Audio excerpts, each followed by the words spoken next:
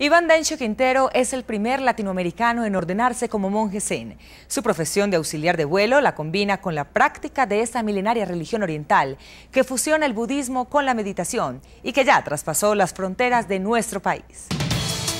Camino espiritual.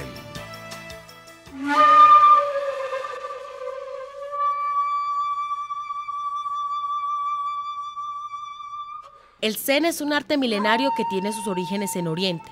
Este se remonta a la experiencia del Buda Shakyamuni, quien es sin duda una figura extraordinaria entre los hombres espirituales de Asia.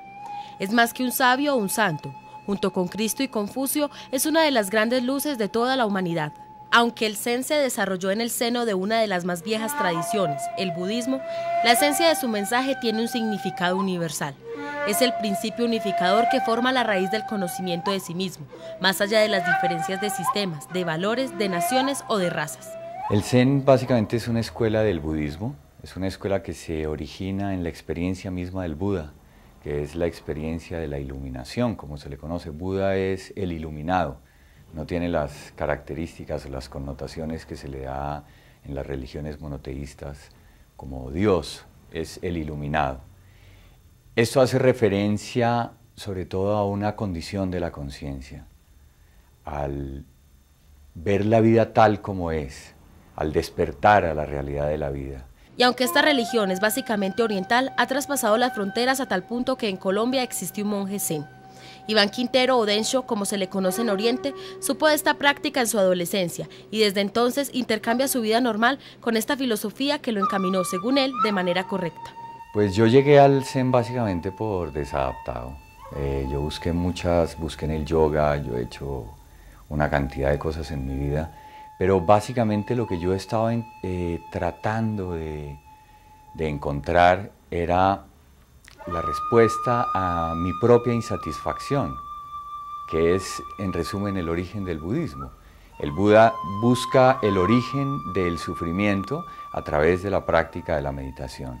Cuando yo encontré los primeros libros del Zen en el año 84, yo dije, esto es, para mí, la respuesta estaba en el Zen. Su traje oscuro es todo un misterio, ya que encierra una gran cantidad de significados. Esto se llama kesa y es realmente el hábito de los monjes budistas. Se dice que el primer hábito lo cosió el Buda con telas de desecho. Lo que ha sido desechado por los seres humanos puede convertirse en algo tan noble como el hábito de un Buda. Lo más impuro puede convertirse en lo más puro.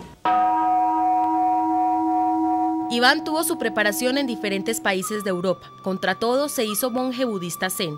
Se graduó en Japón en el templo Antaiji, donde estuvo en una comunidad autosuficiente, que le enseñó toda la técnica y el valor de este arte, a la vez que pudo concretar el sueño de ayudar a aliviar el sufrimiento del alma.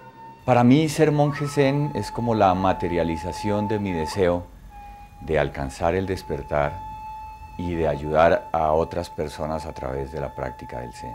Para mí el zen es el eje de mi vida, toda mi vida gira en torno al zen, todas las actividades de mi vida cotidiana están regidas por el zen, es decir, por apuntar permanentemente a ese despertar de la conciencia, por realizar a través de cada una de las actividades de mi vida cotidiana, dejar que esa naturaleza de Buda se manifieste en cada una de ellas.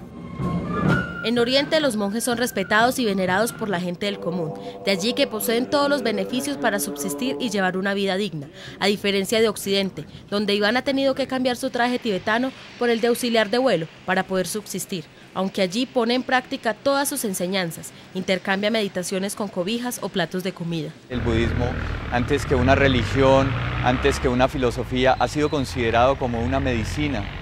Es un camino que nos ayuda a aliviar el sufrimiento. Uno en los aviones ve mucho sufrimiento, ve que las personas por sus miedos o por las circunstancias restringidas en las que está en un avión, manifiesta mucho de sus miedos y tiene comportamientos a veces infantiles.